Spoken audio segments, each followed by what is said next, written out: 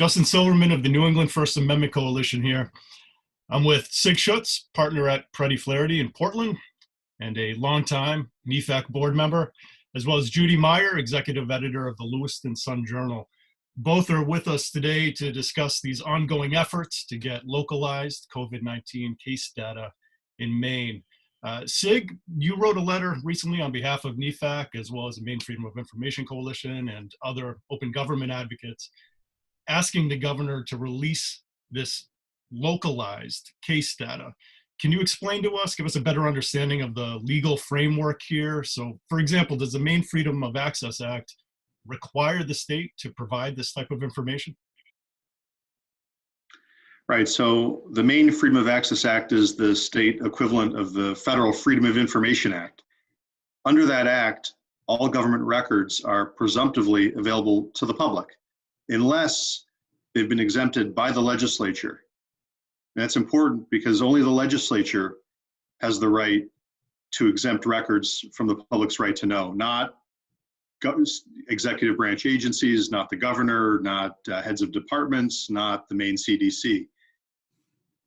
So under the Freedom of Access Act, the Maine CDC can keep secret records that identify individuals or disclose individuals' personal medical information, but they can't keep secret medical or epidemiological data that's been de-identified. So on that basis, yeah, COVID-19 data, town by town data, data by zip code, the incidence of cases, the positive rate, the test rate of is all public as long as it's been de-identified and doesn't identify individual patients or people. And Sig, maybe you can put it into a regional context for us as well. Where does Maine stand among the other New England states as far as the release of this data? Are they an outlier, or is this practice of withholding this information in line with what other states are doing? Where does Maine stand? Every other New England state makes this kind of granular data public, including states that are relatively rural and have similar population sizes as Maine, such as Vermont and New Hampshire. Thank you. And now, Judy, if you could please explain an effort that you're helping to lead, asking newsrooms and open government advocates such as NEFAC to submit their own requests for this data. Can you tell us a little bit more about this effort? And more specifically, can you help us all understand why the public should have this information? What's at stake here? Sure. So the Maine Freedom of Information Coalition sent a letter to the governor on April 27th asking for this data, and we were ignored.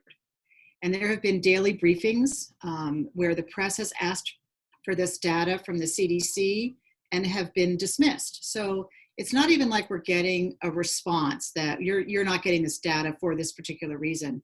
It's all cloaked in this health privacy of individuals. We don't want to reveal who specific people are, which, as Sig pointed out, other similar states, geography and rural nature, the data is being released and it hasn't been a problem. So we just felt like we weren't being heard.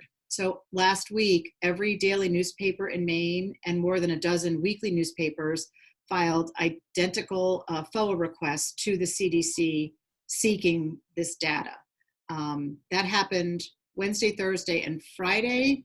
And as far as I know, nobody's heard back from the CDC. We have till really Wednesday to hear back from them. But our point was to make some noise about this and let them know this is not, just some weekly paper in Machias, Maine who wants this data. It's all the press in Maine.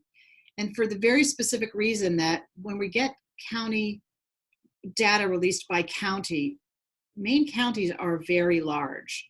And you're putting a whole county at worry when maybe there's, the infections are in an isolated place. By the same token, you have people saying, well, it's not in my town, so I can pretty much do whatever I want, but they don't know that. So they're endangering people or potentially endangering people by not having the information to explain exactly where it is. And this is, employers want to know, people want to know. This seems like information we all need to know to make good decisions for ourselves and our families. So it's a people issue as much as it is a press issue. Absolutely. Well, thank you both for all your efforts here and helping leading the charge as far as access to this information. And hopefully we see some results soon. Thank you.